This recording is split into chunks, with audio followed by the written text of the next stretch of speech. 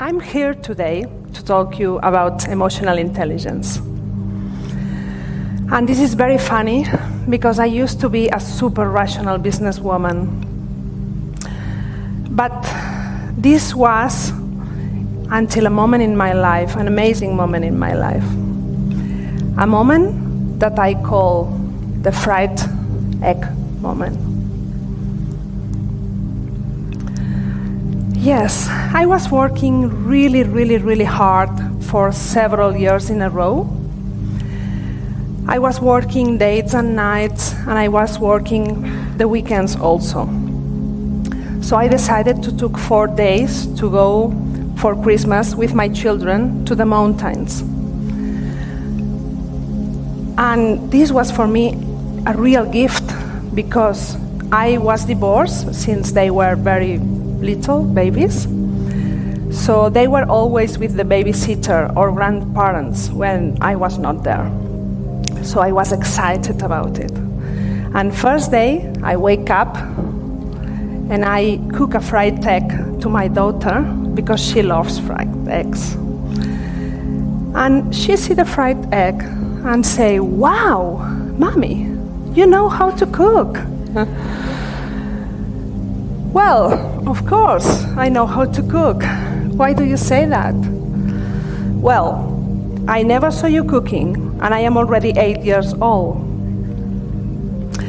Well, I said, it's true. Well, you are right. I have been cooking a lot lately, but everything is under control. I will work less in some months, and you are okay. I am also okay. No problem. And he looked to my eyes and said, "Mommy, I don't believe you. You always say the same. You always say that you are going to work less, but you never do it. And the worst thing is that you are not okay," she said. "I can see it in your eyes." Wow, so this was a real tsunami for me. I had to take several days to digest that conversation. And I realized she was right. I was not okay at all. I was feeling very frustrated with my professional project. I was feeling disappointed, and I was feeling very guilty of not being with them. So it took me a fried egg to realize that I was not happy at all. And the thing is that I was escaping from those feelings because I had been working so hard to get that success. This was the success that I was dreaming for at the university. So during those studies, I realized that I didn't want that kind of success anymore for me. I wanted another kind of success. I changed my mind during my growing. For me, a job with a success was to being able to work and being able to be with my family at the same time. So, when I could, I decided to sell my shares on that business and left the business. And I decided to found my own business dedicated to develop emotional intelligence in the organizations. So this was just 3 years ago. When I did that, a very good friend of mine and CEO of a large multinational company said to me, "I'm sorry to tell you, Gemma, but emotional intelligence is an old concept. Daniel Goleman wrote his famous book more than 20 years ago. We all know about that. What are you going to do?" And I said, "Well, okay. Thank you for your feedback. Well, did you read the book?" "Yes," he said. I read it. "Well, then tell me, how do you manage emotions within your team?" "Well, Well, maybe I will make an easier question. Which is your goal this year? What is your goal this year? And he said, well, I have to increase turnover by 20%. Good. And how do you feel about it? He said, well, I already got a 10% increase. Good, congratulations. And how do you feel about it? I work very hard. And how do you feel about it? He said, why do you keep asking me this question? I don't understand. Well, I ask you this question because this is the key question. If you don't manage the feelings that you have with your goal, you are losing the opportunity to understand better what you want. Your feelings may be an energizer and may help you to get your goal, or maybe slowing you down. If you don't look at them, wow. So coming back to my first question that he didn't know how to answer, how are we going to manage the energy of a team if we don't know how do they feel about goals, about new challenges, or about new colleagues? For me, managing a team without understanding its emotions is like managing a car without license. In the past, the leader was the one deciding the direction, and all the people were following, all the teams were following. This is not like that anymore. Leadership is more about creating the connections, creating the relations. So you need to be able to manage emotions on this new kind of environment. So, okay, how do you put all this in practice? How do we bring the theory of emotional intelligence into our offices? We all read the book, okay, but let's put this in practice. So, my approach is, first, create a routine to connect with your own emotions. So there's plenty of ways to do that. I'm going to share what I do. Of course, I talk about emotions now, and I share my emotions with people that I trust.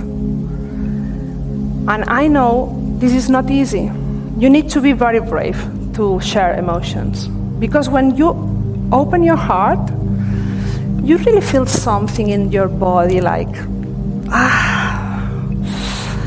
wow, you feel something uncomfortable. Or you may want to cry or whatever. You feel something that you don't control. So this is why we just block emotions. And this is very dangerous, because we don't let the emotion to transform. So talking about our emotions, we get our brain to digest them, and we let the emotion pass and transform itself. So once you have connected with your emotion, of course, accept it. There are not good or bad emotions. We need to accept all the emotions that we have and manage. How do we manage emotions? We need to create a dialogue between our mind and our heart, so we can align both sources, and we can decide and get an agreement between both, and then we can take steps. So this is the first tool. Second tool, connect with emotions of your team. Some people have this ability like naturally, they are empathetic, but some others don't. But the good news is that we can learn to do that. We can learn how to listen better. We can learn how to be present in a conversation. And we can learn how to create spaces to share non-professional matters. When we talk with our team about our personal life, we understand better each other, and we get the connection. So probably we will solve conflicts better if we know the other person also from that approach. And finally, body language is very important. Why we all understand and use emojis in our telephones?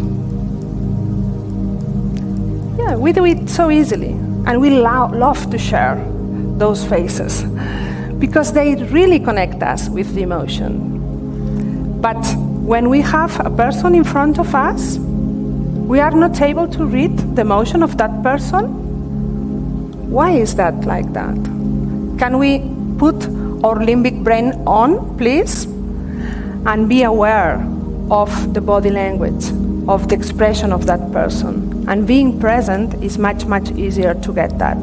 So if you can connect with the emotions of your team, you will be able to respect and also manage those emotions, like guiding them to share it with you, guiding them to find new perspective, and empower them to do that. So the last tool I share with you today is create an environment for improvement and growth. Once you connect with your emotion and the emotions of your team, create an environment so you can flow. Use mistakes as learnings. Don't use the mistake to find the guilty person. Then also create a routine for group feedback. Why do we do evaluations only in one direction? From the leader to the member, and if we are lucky, maybe we have evaluation down to the top. But no, let's open it up.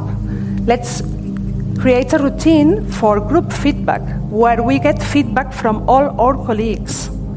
We can create the methodology for that, and I can assure you, it's very powerful when we do it. You can do this every 6 months or once a year, and the team really gets impressed. Because when you receive feedback from one person asking you to change something, you say, well, maybe he's wrong.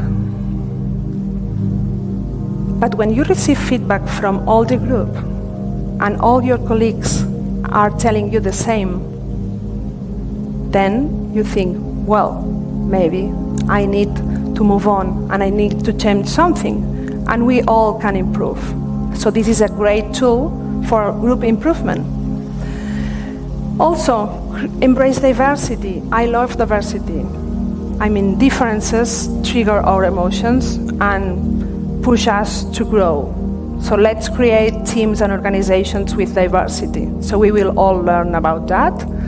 And then create a positive atmosphere in the organization, please. I hate those meeting rooms where silence is horrible, and everyone is waiting for the boss to talk. And how can you be creative there?